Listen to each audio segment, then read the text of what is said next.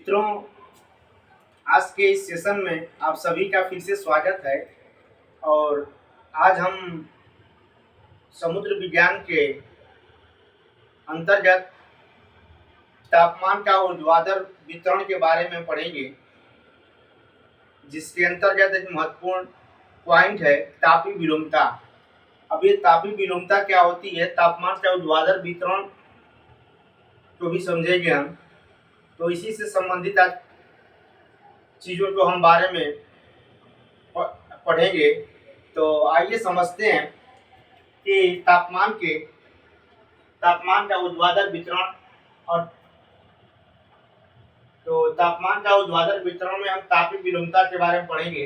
तो तापीय विलोमता होता क्या चीज है, तो देखिए ये ऊर्ध्वाधर है ऊपर की तरफ और ये क्षैतिज है। ठीक, हम ये जानते हैं कि जैसे जैसे हम ऊपर की तरफ बढ़ते हैं तो तापमान में क्या आती है, कमी आती है, तापमान में कमी आती है। लेकिन यदि हम यही महासागर की तरफ देखें और महासागर के में यदि हम सतह से नीचे जाते हैं, यदि हम सतह से नीचे जाते हैं, महासागर में भी सतह से नीचे जाते हैं, सतह से नीचे जाते हैं, तब भी तापमान में क्या होता है, कमी आता है। तो नियम हमारा क्या कह रहा है कि हम यदि उच्च अक्षांश की ओर जा रहे हैं तब भी तापमान में कमी होती है। और जो महासागर होता है, महासागर के सतह से यदि नीचे जाते हैं तब भी तापमान में कमी होती है। फिर तो तापीय विलोमता का कंडीशन यहीं से देखिए अब समझ में आएगा तापीय विलोमता होता क्या चीज है। देखिए ये तो नियम कहता है, लेकिन अब इसके नियम जो विपरीत हो जाए, जो नियम के विपरीत काम करेगा वही तो विलोमता कहलाएगी, यानी विलोम मतलब उल्टा। अब देखिए और क्या चीज होता है। तो यहाँ पे हम बात करेंगे कि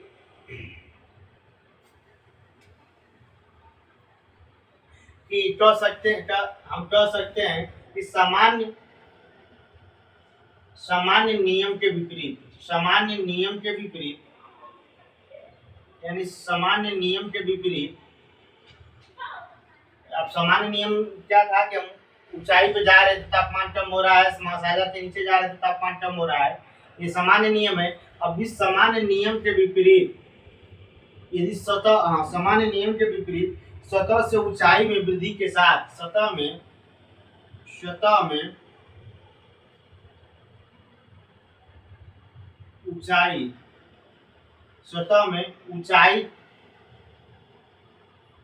ऊंचाई के वृद्धि के साथ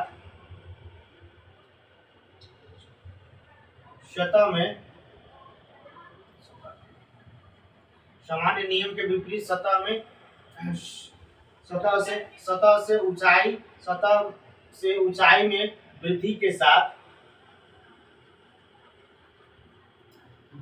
साथ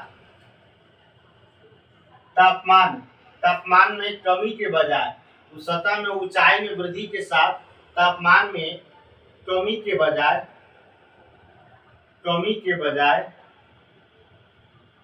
वृद्धि होने लगती है। क्या होने लगती है, कमी होना चाहिए, लेकिन कमी ना हो तो क्या होने लगता है, वृद्धि होने लगती है। कमी के बजाय वृद्धि होने लगती है।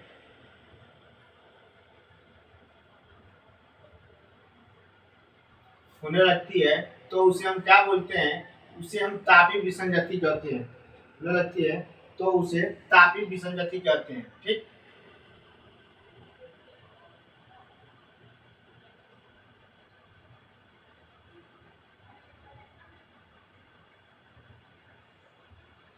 अब जैसे हमने अभी हमने क्या पढ़ा कि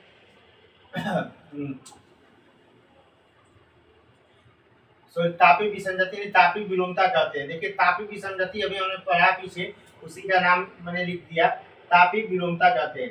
देखिए तापीय विसंगति हमने पढ़ा, ठीक उसी के पैटर्न पे ये तापीय विलोमता आता है, लेकिन वो एक ही अक्षांश पे होती है।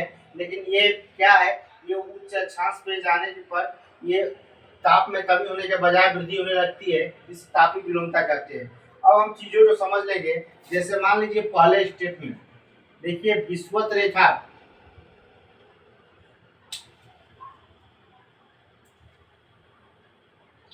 ये कह सकते हैं कि विषुवत रेखी विषुवतरेखी जो जगह होती है, विषुवतरेखी क्षेत्र में, विषुवतरेखी क्षेत्र के महासागरों, विषुवतरेखी क्षेत्र के जो महासागरों में गहराई में जाने पर, विषुवतरेखी क्षेत्र के महासागरों में, महासागरों से सतह से सतह से गहराई में जाने पर, सतह से गहराई में जाने पर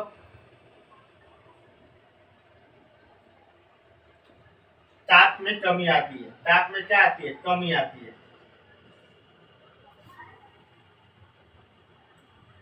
देखिए हमने क्या पढ़ा, यदि विषुवतरेखी क्षेत्र में महासागर है और उसके सतह से जैसे हम नीचे जाएंगे, विषुवतरेखी महासागर है, विषुवतरेखी क्षेत्र में महासागर है और उसके सतह से जैसे हम नीचे जाएंगे, जैसे जैसे नीचे जाएंगे उसके तापमान में क्या हो जाएगा? तापमान में कमी आती जाएगी, यानी उसका टेम्परेचर कम होता जाएगा। ठीक, इसके बाद से हम ये कह सकते हैं कि यदि विषुवतरेखी क्षेत्र के अलावा यदि हमारा क्या हो, उच्च अक्षांशीय क्षेत्र हो या ध्रुवीय क्षेत्र हो। अब इस चीज को देखेंगे तो हम यहाँ पे लिख सकते हैं। देखिए अब ध्रुवीय क्षेत्र के बारे में, ये तो विषुवतरेखी क्षेत्र है। अब इसके बाद से हम जैसे जैसे ऊपर की ओर बढ़ेंगे, मतलब ध्रुवीय क्षेत्र की तुलना करें हम, तो हम बता रहे हैं। देखिए अब यहाँ पे नेक्स्ट हम देखेंगे कि ध्रुवीय क्षेत्र के बारे में क्या होगा।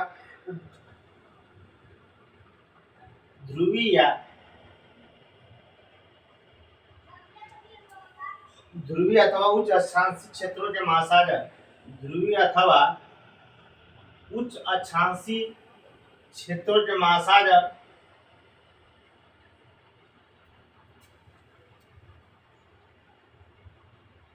उच्च अक्षांशीय महासागरों में सतह पर तापमान कम होता है। देखिए ध्रुवीय अथवा उच्च अक्षांशीय महासागरों में सतह पर क्या होता है? सतह पर तापमान कम पाया जाता है, सतह पर तापमान कम होता है।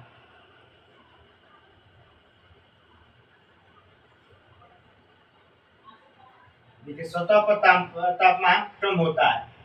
पुनः थोड़ा सा नीचे गहराई में जाने पे, देखिए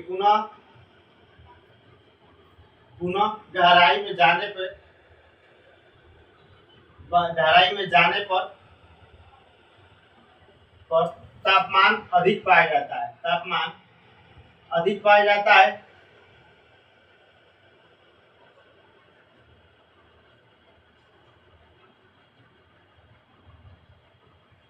और पुनः यानी 4 डिग्री सेल्सियस हम कह सकते हैं, 4 डिग्री सेल्सियस पर मछली जीवित रहती है, मछली जीवित रहती है।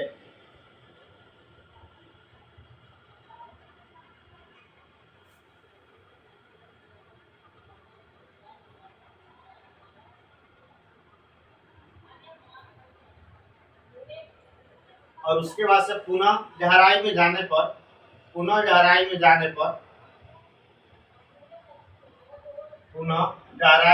पर तापमान कम पाया जाता है। पुनः गहराई में जाने पर तापमान में क्रमशः कमी आती है।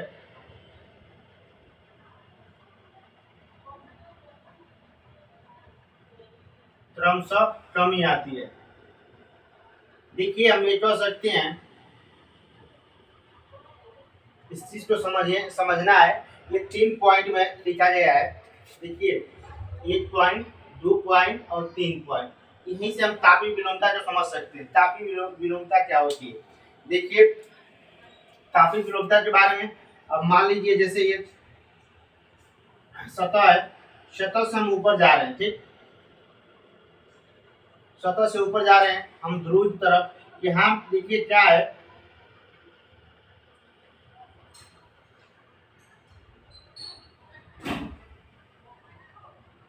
यहाँ पे एक कंडीशन मिलेगा। देखिए 1 कंडीशन, 2 कंडीशन, 3 कंडीशन, 3 हमने पॉइंट बनाया। देखिए यहाँ पे तो हम तापमान कम पाया जाएगा, यहाँ पे तापमान क्या हो जाएगा? कम पाया जाएगा जाने पे नीचे, ठीक। देखिए ध्रुवीय अथवा उच्च अक्षांशीय महासागर में हमने बताया था ना, विषुवतरेखी क्षेत्र में जो महासागर होते हैं उसके सतह से नीचे जाने पर तापमान कम पाया जाएगा। अब ये हम ध्रुवी की बात कर रहे हैं। ध्रुवी क्षेत्र में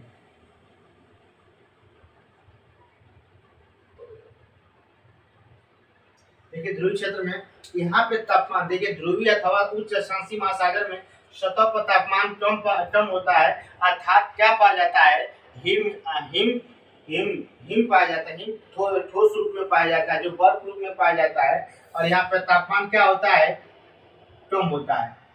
यहाँ पे तापमान क्या होता है, कम होता है, यानी हिम ठोस रूप में पाया जाता है, हिम जमा रहता है, बर्फ जमा रहती है। ठीक, यहाँ पे तापमान कम पाया जाता है। दूसरा कंडीशन हमने देखा कि पुनः गहराई में जाने पर और उससे ज्यादा गहराई थोड़ा सा में जाने पे तापमान अधिक पाया जाता है, जहाँ मछलियाँ उस बर्फ के नीचे क्या रहती है, जिंदा रहती है। बर्फ के नीचे जिंदा रहती है, जहाँ तापमान 4 डिग्री सेल्सियस तक अनुमानित पाया जाता है। यहाँ पे तापमान क्या हो गया, अधिक हो गया। फिर उसके बाद से पुनः हम और गहराई में जाने पर तापमान में क्रमशः क्या आती है, कमी आती है। तापमान यहाँ पे क्या हो जाएगा, कमी हो जाएगा। ठीक, अब देखिए ध्रुवीय हम कह सकते हैं तापमान में ऊपर जाने पे नीचे जाने पे ध्रुवीय क्षेत्र में सबसे पहले ऊपरी सतह पे तापमान कम पाया जाएगा, उससे नीचे जाने पे तापमान अधिक पाया जाएगा, और यहाँ पे तापमान सबसे नीचे जाने पे तापमान कम पाया जाता है। ठीक, तो इस यहाँ पे क्या हो रही है, तापीय विलोमता की स्थिति उत्पन्न हो जा रही है। तापीय विलोमता की स्थिति उत्पन्न हो जा रही है, इसलिए कि यहाँ पे देखिए नियम के अनुसार यहाँ पे तापमान कम होना चाहिए। यहाँ पे बीच में तापमान कम होना चाहिए कि नहीं होना चाहिए, बीच में तापमान कम होना चाहिए। ध्रुवीय क्षेत्र है, यहाँ पे बर्फ जमा है, लेकिन यहाँ पे तापमान कम नहीं हो रहा है, बीच वाला तापमान क्या है, अधिक हो रहा है। इसलिए इसे हम कंडीशन की वजह से क्या बोलेंगे, यहाँ पे तापीय विलोमता हो रही है। तापीय विलोमता हो रही है कि नहीं हो रही है, हो रही है। देखिए तापीय विलोमता हो रही है इस कंडीशन, या तापमान अधिक हो रहा है, यहाँ पे तापमान कम हो रहा है, दोनों में ये तापीय विलोमता की स्थिति उत्पन्न हो रही है। ठीक, ध्रुवीय क्षेत्र में। तो इसलिए हम कह सकते हैं, इसलिए हम क्या कर सकते हैं कि देखिए यहाँ पे लिख सकते हैं कि ध्रुवीय महासागर में इस प्रकार हम लिख सकते हैं, हम कह सकते हैं कि इस प्रकार ध्रुवीय महासागर में इस प्रकार ध्रुवीय महासागरों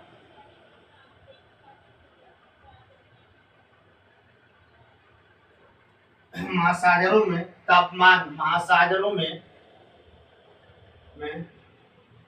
तापमान के ऊर्ध्वाधर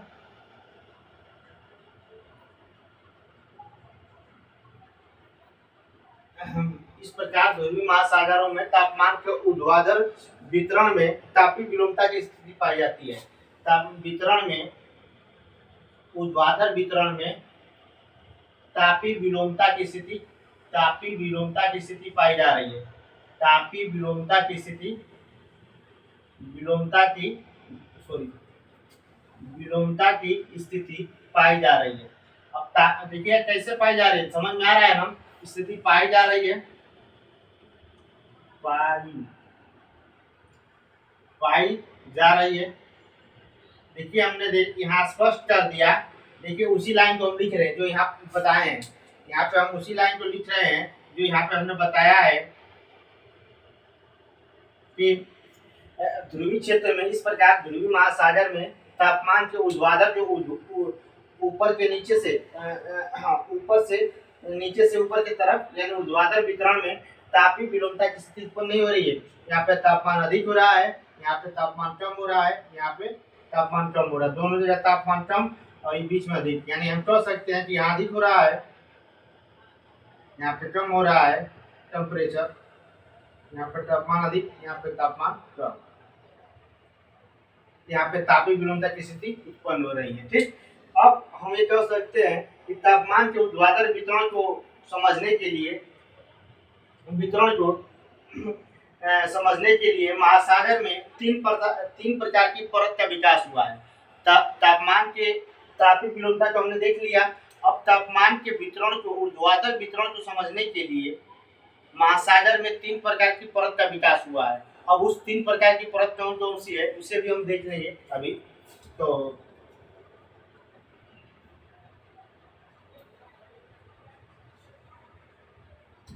हम देखिए, हम तो तापमान के ऊर्ध्वाधर वितरण को समझने के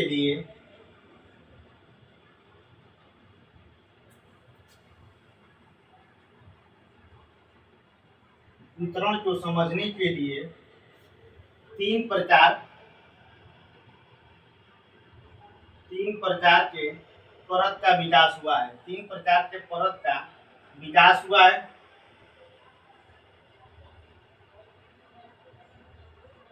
तीन प्रकार के परत का क्या हुआ? विकास हुआ। 3 प्रकार के परत का विकास हुआ है। तापमान के वितरण, ऊर्ध्वाधर वितरण को समझने के लिए समझें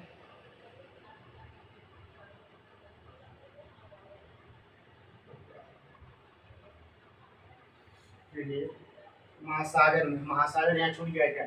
हाँ, यहाँ लिख लेंगे महासागर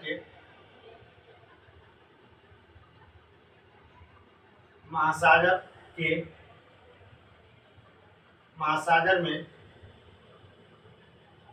समझने के लिए महासागर में 3 प्रकार के परत का विकास हुआ है। अच्छा, अब ये 3 प्रकार की परत को हम समझेंगे कि पहली परत क्या है, दूसरी परत क्या है, तीसरी परत। तो पहली परत का नाम है एपी लाइन, एपी लिमिनियन। पहली परत का नाम है एपी लिमिनियन।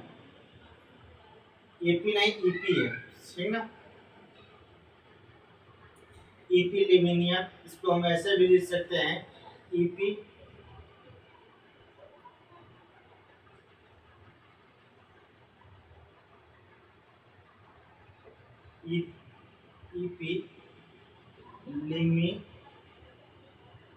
लिमिनियन। देखिए, ईपी लिमिनियन जो है ये एक परत है, एक परत, 2 परत और 3 परत। यही 3 परत है, इसको हम समझेंगे। इसी 3 एपी लिमिनियन पर्वत, यहाँ गहराई क्या है, यहाँ जो महासागर की गहराई 100 मीटर से लेकर 300 मीटर के बीच तक, 100 मीटर से 300 मीटर तक बीच में 22 डिग्री सेल्सियस से 24 डिग्री सेल्सियस तापमान पाया जाता है। ठीक, अच्छा, इसके बाद से हम देखेंगे यहाँ पे, यह दूसरा है, दूसरा का नाम है थर्मोक्लाइन परत। इपिलिमिनियन परत था। यहाँ इसकी गहराई जो होती है सर्वाधिक इसकी गहराई जो होती है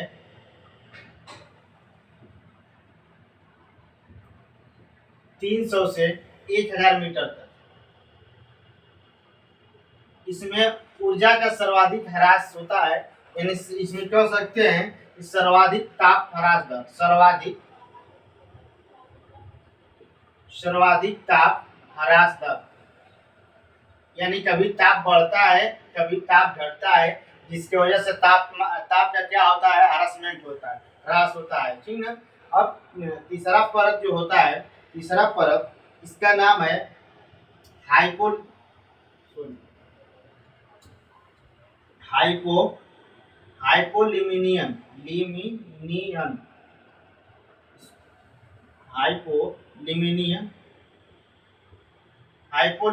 परत। देखिए, इसकी बात कर लें, इसकी गहराई 1000 मीटर तक, 1000 से नीचे होती है, 1000 मीटर से नीचे तक, यानी 4000 तक मान लीजिए, नीतल तक। कहाँ तक? तो नीतल तक।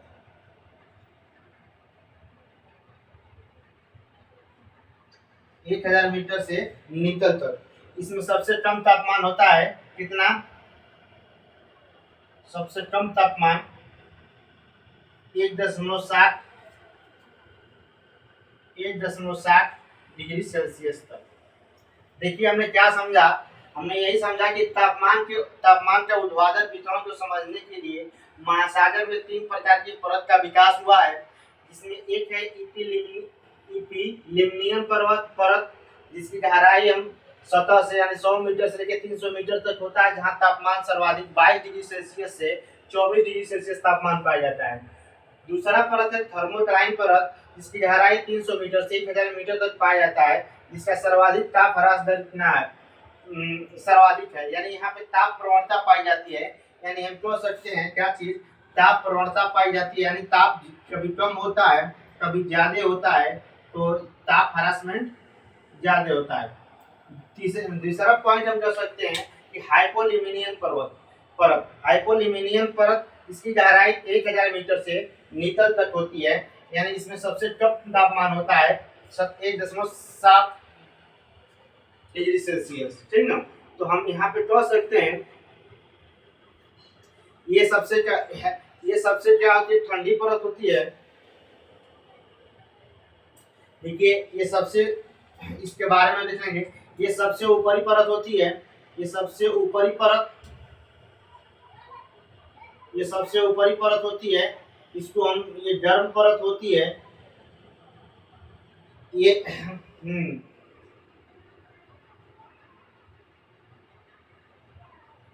उसके बाद से ये सबसे निचला परत होता है, ये निचला परत होता है, ये सबसे निचला परत होता है, और ये सबसे क्या होता है, ये सबसे ठंडा परत होता है, सबसे ठंडा परत होता है तीनों में।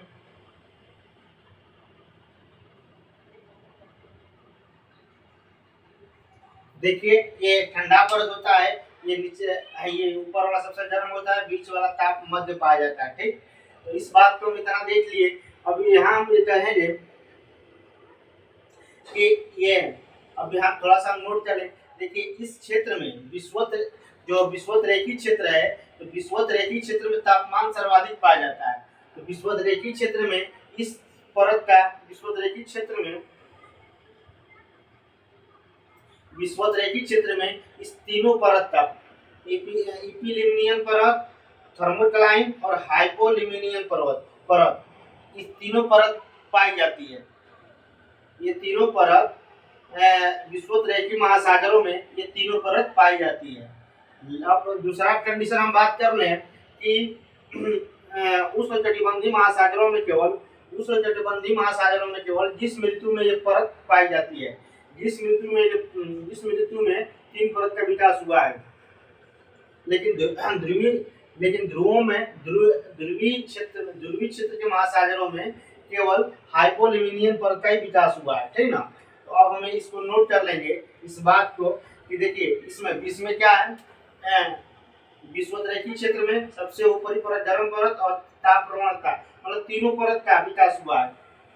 किसमें, उष्णकटिबंधीय क्षेत्र में, विषुवत-रेखी क्षेत्र में। लेकिन ध्रुवीय क्षेत्र की बात कर लें तो वहां पे बस केवल हाइपोल्यूमिनियन परत का ही विकास हुआ है। ये इस बात को हम नोट कर लेंगे, थोड़ा सा इंपॉर्टेंट है, यही परीक्षा की दृष्टि से पूछा जाएगा कि कौन सी परत कहाँ पाई जाती है।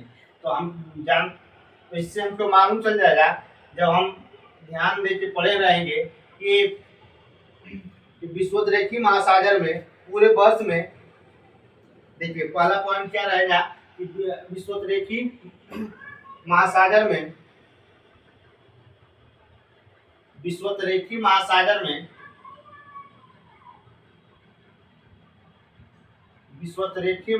में पूरे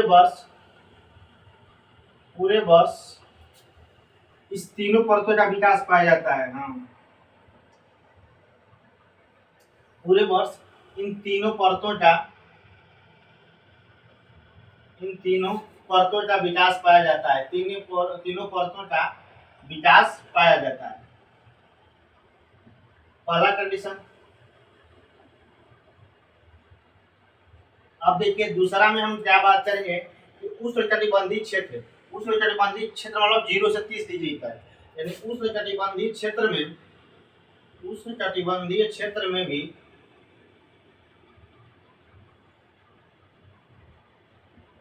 उष्णकटिबंधीय क्षेत्र में उष्णकटिबंधीय क्षेत्र या उष्णकटिबंधीय क्षेत्र के महासागरों में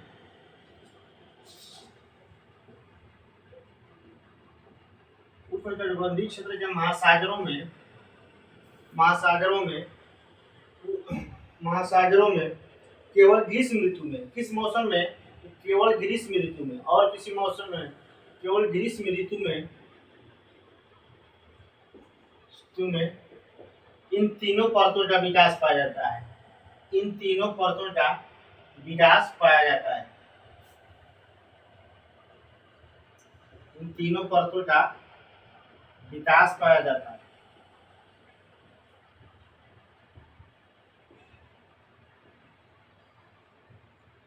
अब देखिए हम बात करेंगे तीसरे नंबर पे, तो विषुवतरेखीय उष्णकटिबंधीय, उसके बाद से हम बात करेंगे ध्रुवीय क्षेत्र में।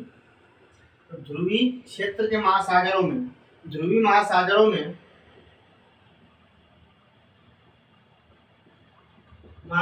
में सबसे कम तापमान वाले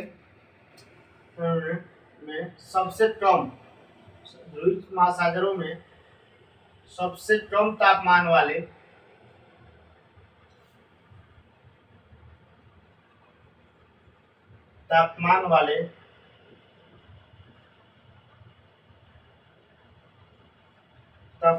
परत का, सबसे कम तापमान वाले परत हाइपोलिमिनियन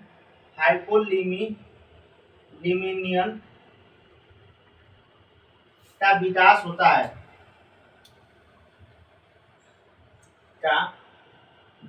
ही होता है, और बाकी का नहीं होता है, ठीक ना। क्योंकि वह ध्रुवीय क्षेत्र है, वहाँ तापमान कम पाया जाएगा, इसलिए सबसे गर्म परत और ताप वाला स्तर की बातें नहीं उत्पन्न होगी।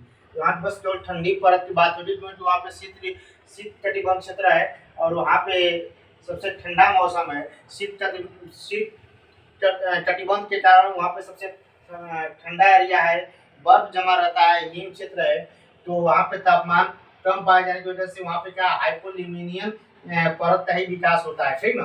तो ये हम देखेंगे, यही परीक्षा में इम्पोर्टेंट है कि विषुवतरेखीय महासागर में पूरे वर्ष भर इन तीनों परतों का विकास होता है, लेकिन उष्णकटिबंधीय क्षेत्र में महासागरों में केवल ग्रीष्म ऋतु में ही इन तीनों परतों का विकास होता है। लेकिन ध्रुवीय महासागर में वाले परत में केवल हाइपोलुमिनियस परत का ही विकास होता है, परत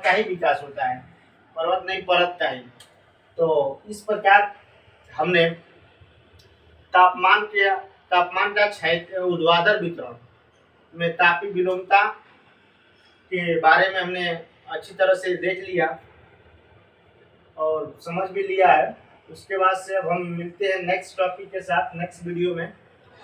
तो आज से क्लास को ही समाप्त करते हैं। धन्यवाद।